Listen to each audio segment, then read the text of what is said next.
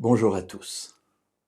Très souvent, dans nos prières, nous nous adressons à Dieu en lui demandant telle ou telle chose, et puis nous terminons nos prières par cette phrase un petit peu répétitive, « Non pas ma volonté, mais la tienne ».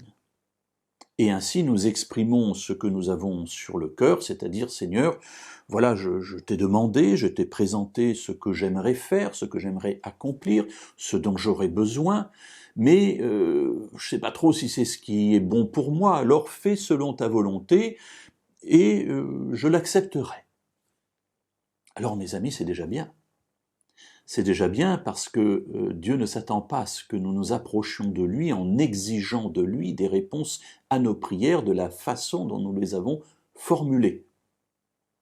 Effectivement, très souvent, nous ne savons pas ce que nous demandons, et heureusement que Dieu ne nous exauce pas toujours, sinon nous serions dans des difficultés énormes. Alors oui, c'est déjà bien de dire « Seigneur, je ne sais pas très bien ce qu'il me faut, mais voilà, fais selon ta volonté ». Mais il y a une autre sorte de prière qui est encore meilleure, enfin si vous me permettez l'expression.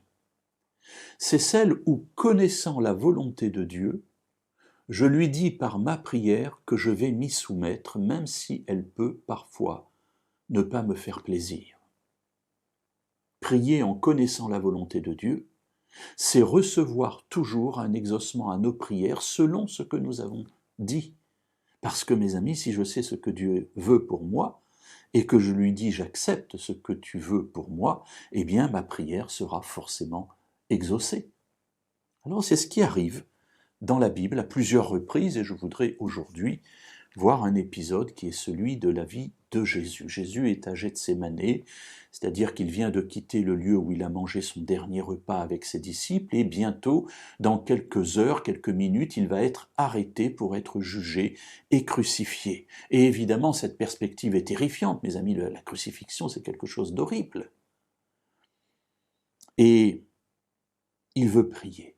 Et dans ce jardin qui se trouve juste à côté de Jérusalem, il est là dans la tranquillité et il prie Dieu. Dans l'évangile selon Matthieu, au chapitre 26 et au verset 39, il est dit « Mon Père, s'il est possible que cette coupe s'éloigne de moi, non pas comme je veux, mais comme tu veux. » Alors mes amis, vous me direz, mais c'est exactement ce qu'on dit. Jésus exprime sa volonté, Seigneur, que cette coupe s'éloigne de moi, et puis ensuite il dit à Dieu, mais je suis prêt à me plier à ta volonté. Mais la différence, mes amis, c'est que si nous ne connaissons pas toujours la volonté de Dieu, Jésus, lui, savait très bien ce que Dieu voulait de lui à cet instant. Il savait que ce que Dieu voulait de lui, c'était qu'il passe par la mort, et par cette mort particulièrement terrible de la crucifixion, parce qu'il nous aimait, parce qu'il voulait nous sauver. Et quand Jésus dit que cette coupe s'éloigne de moi, oui, il exprime sa volonté, parce que ça va être terrible ce qu'il va vivre. Mais lorsqu'il dit non pas ma volonté mais la tienne, il n'est pas en train de dire Seigneur, je ne sais pas trop ce que tu veux de moi, mais enfin bon, allez, suivant ce qui se passera, je l'accepterai. Pas du tout.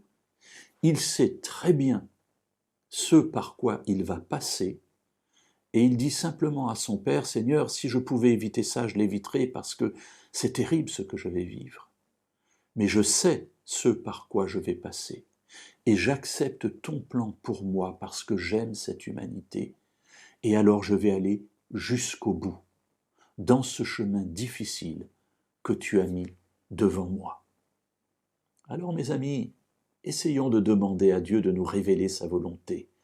Nous verrons à ce moment-là de belles choses se produire, parce que toutes nos prières seront parfaitement exaucées, puisqu'il y aura accord entre notre volonté et Dieu, puisque ce sera la même.